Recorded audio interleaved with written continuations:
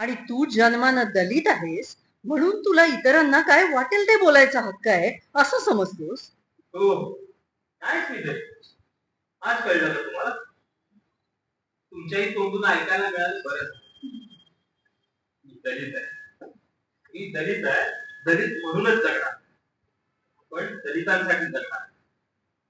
ढोंग नाही करणार. येतो मी. कुठे निघाला? घेरावा आहे उद्या पालकमंत्र्यांना. त्याची मिटिंग आहे. बस थोडा वेळ. उशीर होतो सर. माहिती आहे मला, पण मलाही ही घेरावा संबंधीच बोलायचं. अरे अर्जुन्या, हिचं काय बोलतो बाबा? समजे गावापासून जमले तिथं चल. थांबा काका, तुम्ही जाणार आहात उद्या मोर्चा? होय, बसा. उशीर होतोय सर. मी तुम्हाला अडवणार नाही. आज घेराव कोणाकोणाचा आहे? कुणाकुणाचा म्हणजे? आमचा. पूरग्रस्तांचा आणखी एक मोर्चा निघतोय उद्या, माहितीये? त्यांना ती घरं मिळावी त्यास. असं कुणी सांगितलं सर तुम्हाला? उद्या कॉलेज बंदचं आवाहन केले विद्यार्थ्यांनी. पूरग्रस्तांच्या मोर्चाला सहानुभूती म्हणून मोर्चा तहसीलवर जाणार. तुमचा रेस्ट हाऊस. सगळे सवर्णीय एक झाले त्या मुद्द्यावर. अरे आई काय मला समजे सवर्ण एकच असत्यात. मला वाटलं काय दबीत सांगतोय की काय. अधिक तेल उठू नका तुम्ही का. गावात परिस्थिती तंग आहे. पोलिसांचाही ज्यादा फोर्स आलाय. घेऊ दावी तूच. अरे पोलीस काय गोळ्या घालणार आहेत इतक्या समध्यांवर, लेकरा बाळांवर? नुसतं दडपण म्हणजे मोर्चा नव्हे का. दडपण कोण आणतं? आम्ही. आमच्या मागण्यांसाठी शांततेनं मोर्चा काढणं म्हणजे दडपण. दडपण तुमचा तो पवार आणतो, तुमच्या कॉलेज कमिटीचा अध्यक्ष, कॉन्ट्रॅक्टर आहे ना त्या वस्तीत. त्याचे 2 लाख रुपये अडकले, शिवाय त्याच्या नातलगांना घरं मिळाली नाही ते वेगळेच. हो, पण त्यासाठी तो कायद्याचा आधार घेतो.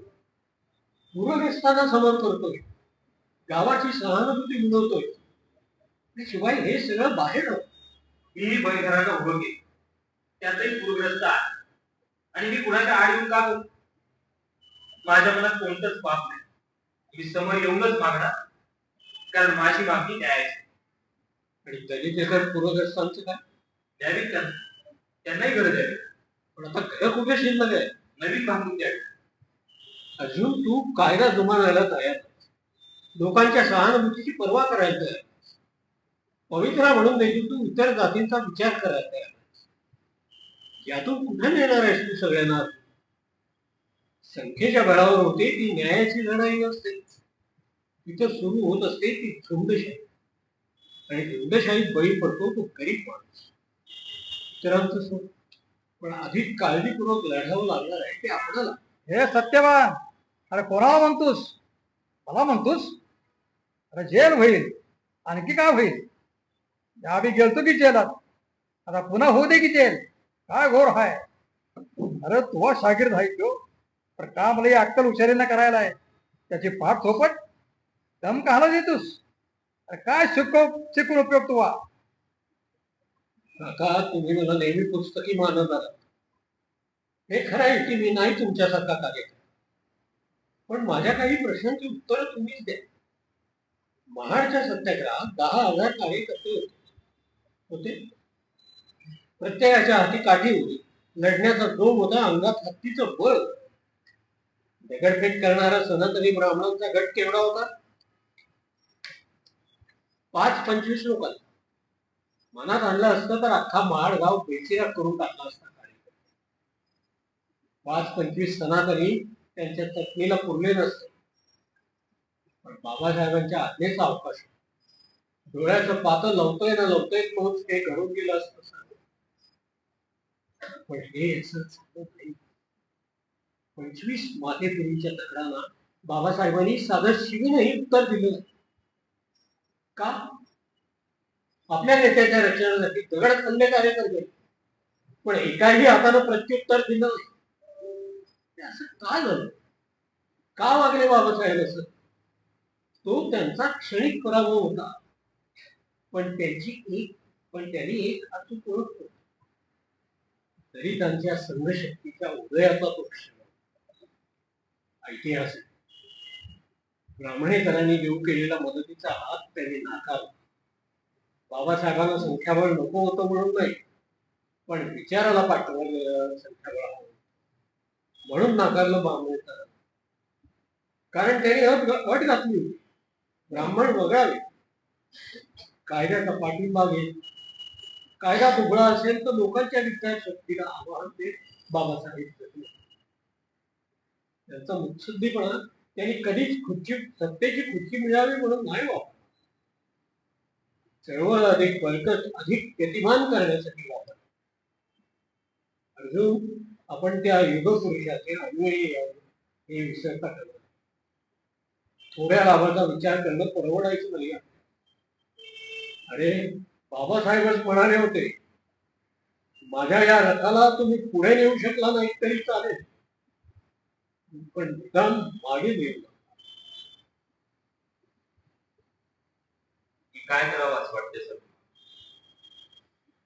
मला वाटतं तुर्तास मोर्चा काढू द्या आणि शक्य झाल्यास सर्व सवर्ण पुढे लोकांना सामावून घ्या. आता यापैकी काही होणं शक्य आहे. एकतर आता तिथे सगळी मोर्चासाठी तयार आहे. मी येतो तुझ्या बरोबर, आपण मोर्चाची तारीख बदलू.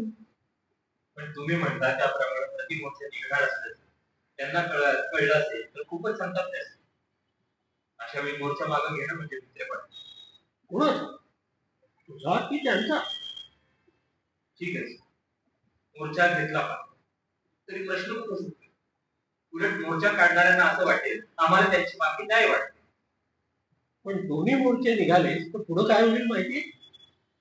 लाठीमार होईल, गोळीबार होईल, 10-5 जखमी होतील किंवा एखादा पुतळा होईल. अरे, हा झाला तात्कालिक परिणाम, पण दूरगामी परिणामांचा विचार केला? काकांनी नाही केला तरी चालेल, पण तू हा विचार टाळणं मात्र फार धोक्याचा. धोक्याची भीती मला घालू नका. धोका तुला आहेच, पण त्याहून तो दलितांच्या चळवळीला अधिक आहे याचा विचार कर. यापुढे गरजू दलितांना देखील सगळ्यांच्या सहानुभूतीला पार्श्व व्हावं लागेल. ठीक आहे काका, तुम्ही काय करा? अरे ठरवायचं काय आहे अधिक? चल, या नोकरदारांचं असंच असते अर्जुन. ऐन टायमाला अवसान घात करतात. चल.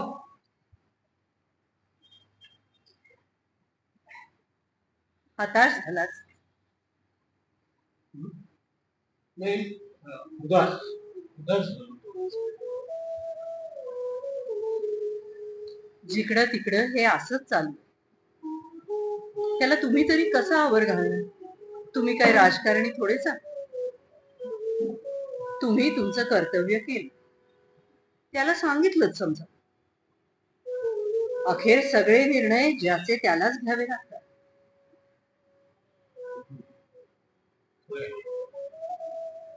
अखेर सगळे निर्णय ज्याचे त्यालाच घ्यावे लागतात.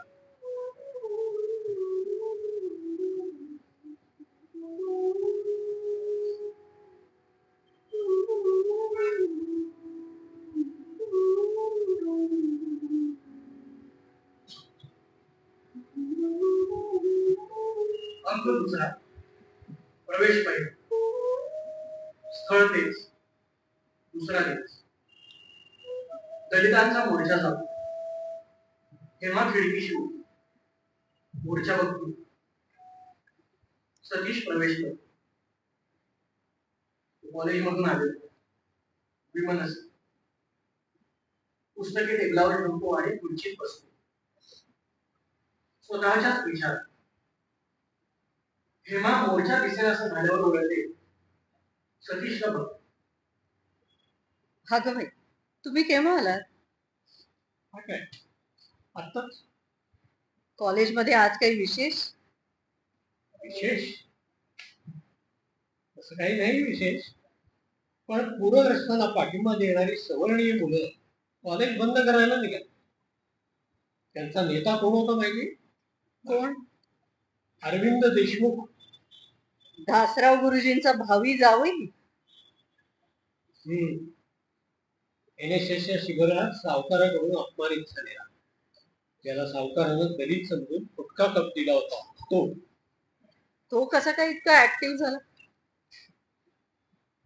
त्या प्रसंगामुळे वाटलं होतं तो अंतर्मुख, पण आपला अहंकार दुखावतात स्वतःच सवय जाहीर करण्याच्या उद्योगाला लागला. दुसरं काय? बर चल उठ, मी चहा टाकते. नको, मी इथंच बसतो थोडा वेळ. तू चहा. किती नर्वस झालाय. मी आलेच हं. चहा आण. येऊ का सर? या दासराव गुरुजी, तुम्हालाही सुट्टी मिळाली का? तर सर्व शिक्षक मंडळी सुद्धा गेले मोर्चात सामील व्हायला. मग विचार केला, शाळेत कशाला बसा, आलो तुमच्याकडे गप्पा मारायला. तर रस्त्यात शेवंता भेटली. शेवंत का? ती का नाही गेली मोर्चा, तिला कोण येऊ दिल मोर्चात? का? मोर्चा तर बायका मुलांचं आहे. आहे ना, पण ती डिफॉल्टर आहे ना. डिफॉल्टर? मला नाही कळलं.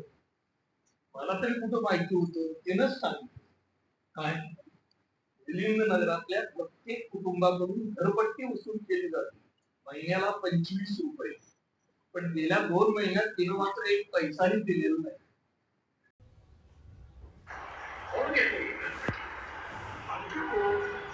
अजूनच घेतो.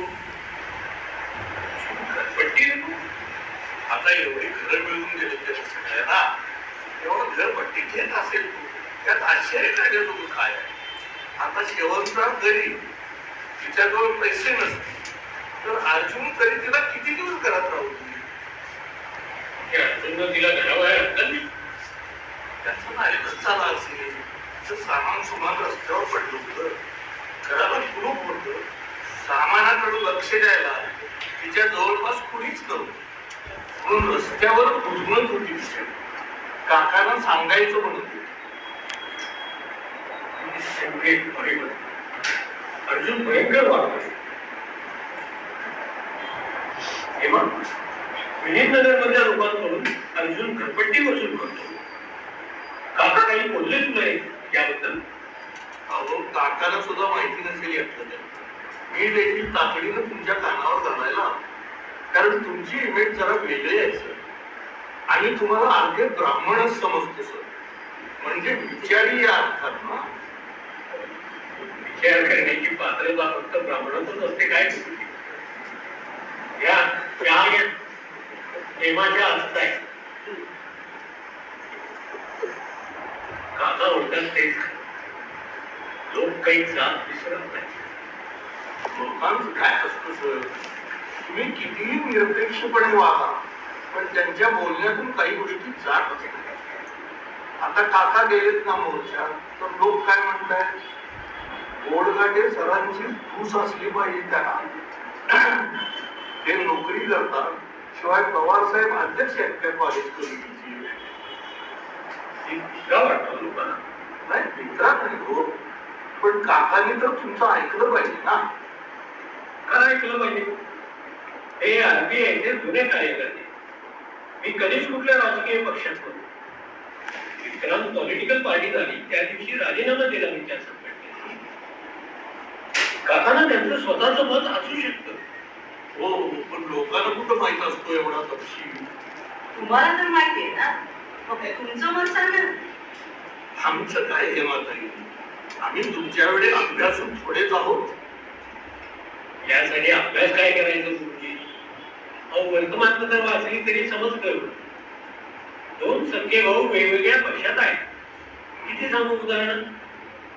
एकाच घरात राहून बापले वेगवेगळ्या राजकीय प्रणालीचे आहेत. किती सांगू उदाहरण? हो, आहेत ना, आहेत. पण इथं तुम्ही असा विचार करणार नाही. त्यांचं मास मुवमेंट आणि RBI यांचा एक नसावी असतो तुमच्याजवळ. तरी होय ना? कशाला टाकून घेताय तुम्ही तुमचं डोकं? गुरुजी, विष्णुपंत रानडे हे नाव ऐकलेत का तुम्ही कधी? ऐकल्यासारखं वाटतंय ते आपल्या. आपल्या जिल्ह्याचे सेशन जज आहेत. हो हो, ऐकलंय ना. अशातच बदलून आले. माझे वडील आहेत ते. असं? अरे वा. नाही, ते आले माझ्याकडं की बोलवून घेतात मला, ओळख करून देते. जरूर जरूर. नाही, तुम्ही अर्जुनकडे माझ्या वडिलांची चौकशी केली म्हणून कळलं. मी अर्जुनला काय म्हणतात? मलाच विचारायचं असतं. पण मी अर्जुनकडे नाही केली चौकशी. कोण म्हणाल तुम्हाला? अर्जुन? नाही, सोनल म्हणाली. तिनं अर्जुनला लिहिलेलं पत्र तुम्ही वाचलात ना त्यानंतर. काय प्रकार आहे आई बा? तो कळेलच तुम्हाला. दासराव सांगतील ना. मला वाटलंच होतं सोनं तिथं असं काहीतरी सांगेल म्हणून. खोटं आहे ते. पण ती केव्हा इथं आली होती? म्हणजे आता तुम्ही तिला जाऊ, तिचं तुम्ही लग्न ठरवताय हे तिला मोकळेपणाने सांगा. हे पहा हेमाताई, आम्ही म्हणजे काय, आंतरजातीय विवाह जुळवून देणाऱ्या केंद्राचे संचालक वाटतो. तसं नाही हेमाताई. तुम्ही अर्जुनला बोललात ते सगळं कळलंय मला. माझ्याजवळ त्याशिवाय कुठलाच पर्याय नव्हता हेमाताई. हे गाव केवढं आहे पहा. माझे नातलंच काय म्हणतील? अधिक खोटं बोलू नका. तुम्ही दिसता तेवढे सरळ नाही गुरुजी. पत्र सोनंचं वाचलं आणि शिव्या अर्जुनला दिल्या तुम्ही. का? दाखव, एक तरी पत्र आहे का त्याचं तुमच्याकडे? हे रागावलं तेव्हा गप्प बसला तू. केव्हा त्याचं प्रेम आहे सोनून. केव्हा खरंय? म्हणूनच त्या दोघांमधला काही पत्रव्यवहार असेल तर तो काढून घ्यायचा होता गुरुजी. आणि हे करताना सोनलला कळू नये याची जबाबदारी घेतली त्या. कारण तिच्या लेखी यांची पुरोगामी इमेजही कायम झाली पाहिजे ना.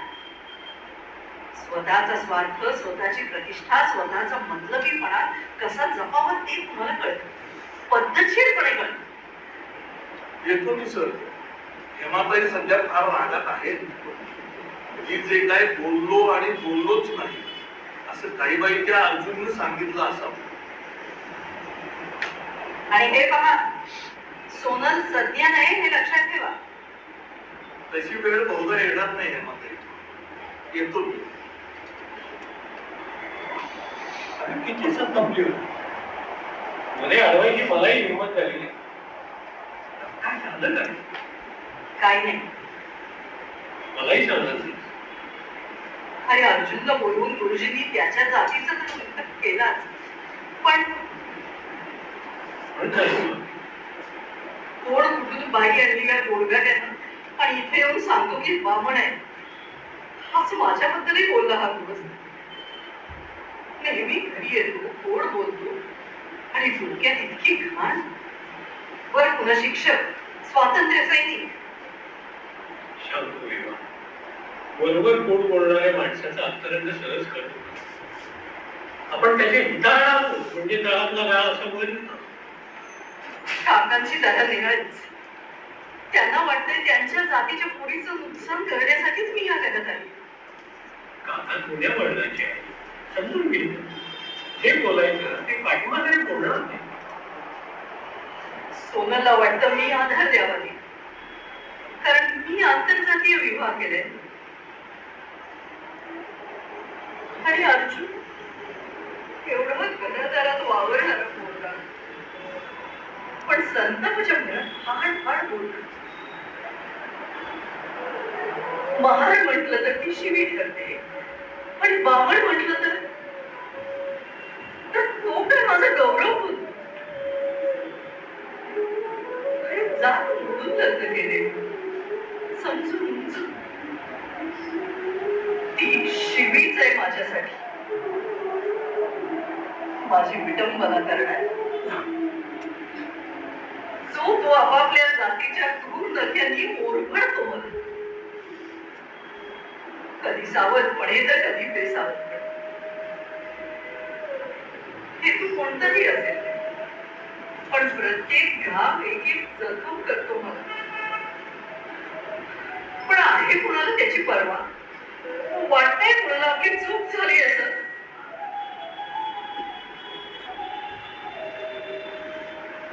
सर सर काका नाही आले घरी. काय गडबड आहे? मोर्चा आहे व्यवस्थित पार पडला ना? नाही सर, वाट लागली मोर्चाची. मिलिंदनगरमधल्या प्रत्येकाचं सामान सुमान रस्त्यावर टाकून जाळपोळ चालू. प्रत्येक दलिताच्या संसाराची तिथं होळी चालू आहे. आणि पोलीस पोलीस काय करताय? पोलीस गोळीबार गोळीबार केला खळव्यानी. तो मंत्री आलाच नाही. परस्पर पळाला गाडीला पाहिलं. सगळी परिस्थिती फार हाताबाहेर गेली. आणि तुझं काय? परिस्थिती हाताबाहेर गेली तर तू काय केलंस? तिथून पळून आला. या सगळ्या अनर्थाला तूच जबाबदार आहे हे माहिती आहे तुला? आज मोर्चा काढू नको असं सांगितलं तर तू ऐकलं नाहीस. सगळ्या दलितांना पेटवलंच. आणि आता गोष्टी पेटली तेव्हा तू पोलिसांवर काशेरी ओढायला मोकळा. पण त्या गरीब अडाणी मंडळींवर हा प्रसंग आणला कोणी? 4 भिंतींच्या सुरक्षित घरात राहून बोलणं सोपं असतं सर. वर्षानुवर्ष गळक्या झोपडीत राहावं लागतं तेव्हा विवेक आणि विचार डोक्यावर छप्पर धरत नाही. आमच्याच होता म्हणून बांधलेल्या घरात आमच्याच देखत जर दासराव दोषांसारखे लोक राजरोसपणे राहणार असतील तर कसं चालेल आम्हाला? तुम्हाला चालेल? भाड्याचं सुद्धा घर द्यायला नाकारलं त्या गृहस्थानं तुम्हाला. आरामखोर चाला. ते म्हणजे त्यांचं ते त्यांचं आणि आमचंही त्यांचंच. मग आमचं काय आहे सर इथं? काय आहे? आमची स्वतःची एकच गोष्ट आहे सर, वेदना. अत्याचार आणि अन्याय यांच्या ओझ्याखाली आम्ही नष्ट नामशेष व्हायची पाळी आली तरी आम्हीच विचार करायचा. जमणार नाही. हा संघर्ष नाही, ही चळवळ नाही, हे युद्ध आहे सर. महायुद्धापेक्षा मोठं. आणि युद्धात सगळं क्षम्य असतं. विजयाकडे देतो तो मार्ग होता. दासराव दोषांच्या त्या घरावर काही सांगत नाही हे कुणीही मान्य केलं. पण शेवंता तिचं काय? ती तर दलितही आहे आणि पूरग्रस्तही. पण मोर्चात ती का नव्हती? कोणी सांगितलं तुम्हाला? शेवट आली होती. म्हणजे मोर्चात शेवंता नव्हती का? सर मी तुम्हाला सगळं मी सांगतो. शेवंता मोर्चात नव्हती कारण तिनं घरपट्टी दिली नाही म्हणून. बरोबर? म्हणून दलितांचे कैवारी अर्जुनराव जाधव यांनी तिला घराबाहेर काढली. तिचं सामान सुमान रस्त्यावर ठेवलं. तिला मोर्चात यायला मनाई केली. 50 रुपये अरे 50 रुपये देऊ शकली नाही म्हणून शेवंता बेघर झाली. रस्त्यावर आल्या. 50 रुपयाच्या अभावी अन्याय आणि अत्याचार यांच्या बोजाखाली नष्ट झाली तरी चालेल असा विचारी निर्णय घेतला तुम्ही. अरे अजून कसली धुंदी चढली आहे तुला. मिलिंदनगरातल्या दलितांचा देव आहे. त्यांच्या गळ्यातला पाईट तू असा पैसा न बघतोस. अरे तुझ्यापेक्षा फुटपाथवरचे गुंड बरे त्यांचा तो पेशातही असतो पोट भरण्याचा धंदा. कशासाठी? अरे कशासाठी हे पैसे वसूल करत होता अर्जुन? घराचं प्रकरण पेंडिंग ठेवण्यासाठी पैसे द्यावे लागत होते सर. आणि मी तरी कुठून आणणार? सगळ्यात पूर्ण जमवणार ना. मुंबईला एवढ्या चक्रा मारल्या, कुठून आणायचं होतं त्यासाठी पैसा? बाकी सगळे समजून देत होतेच ना. ते काय मूर्ख होते का? आणि शेवटच्या जवळ पैसे नव्हते असं नाही, पण ती द्यायला तयार नव्हती. जमा होणाऱ्या पैशांचा हिशोब जाहीर करावा आता हे काढून बसली ती. काय चुकायच्या? मी कुणाला किती लाच दिली हे सांगायचं असतं सगळ्यांना. तिला थोडी धमकी द्यावी एवढाच उद्देश होता माझा. आणि आई मोर्चाच्या दिवशी ती हिशोबाच्या गोष्टी करायला लागली जास्त होता. मोर्चा झेपाळा असता म्हणजे नीट विचार. शेवंता सोडून सगळे मोकळ्याला घरपट्टी देतच होते ना. आपण कशासाठी पैसे देतो हे त्यांनाही माहित असेलच ना. त्याचा इथे त्यांना न सांगण्याचं कारण काय? काकानं वाहिली का हा प्रकार? काका कुठे? काका अरे दूर व्हाय, दूर व्हा, हात नका लावूस मला. काय झालं? काय झालं काका? अरे इजा की अभिनरास. अरे मिलिंद नगर मध्ये गोळीबार झालाय. त्या शेवंता गेली ना सतीसा.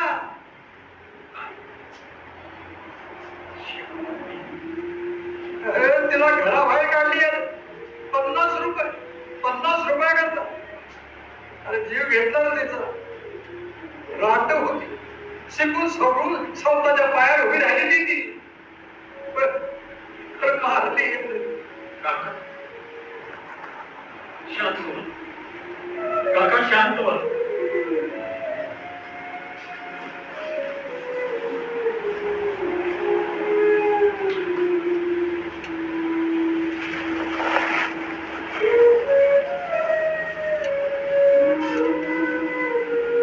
प्रवेश दुसरा, स्थळ तेच. सकाळचे 11 वाजता. मागील घटनेनंतर 15 दिवस उलटून गेले. पडदा उघडतो तेव्हा रंगभूमीवर पोलीस. एवढ्यात काका घाईघाईने येतात. त्यांच्या कपाळावर बँडेजची पट्टी, काकांच्या हातात मेणबत्तीचा एक आणि फुलांचा एक पुडा, शिवाय एक मोठे खोके. त्यात बुद्धमूर्ती. टेबलावर बुद्धमूर्ती ठेवतात, मेणबत्ती लावतात, पूजा करतात, त्रिसरण म्हणतात. हेमा बाहेरून येते. काकांना पूजेत मग्न बघून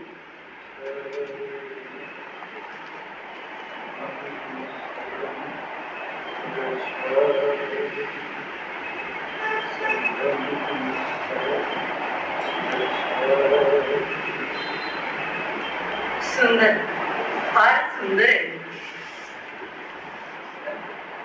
सुंदर आहे. अगर खास मुंबईवर मागवली आहे. सदी सरच द्यायचा फक्त 500 रुपयाची आहे. खास मिलिंद नगरातल्या बोधविरासाठी आणली होती. आता काय होते काका,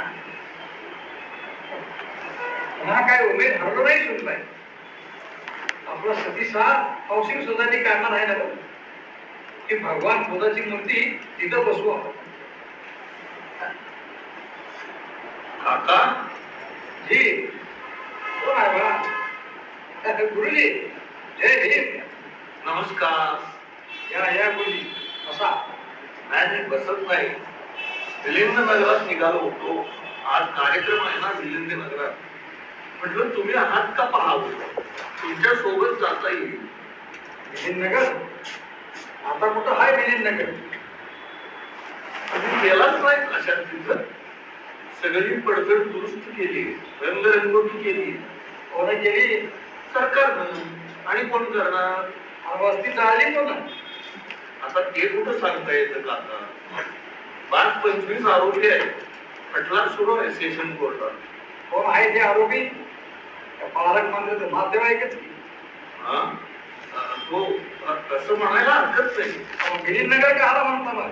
हा चला ते सरकारी नगर म्हणा. सरकारी नगर.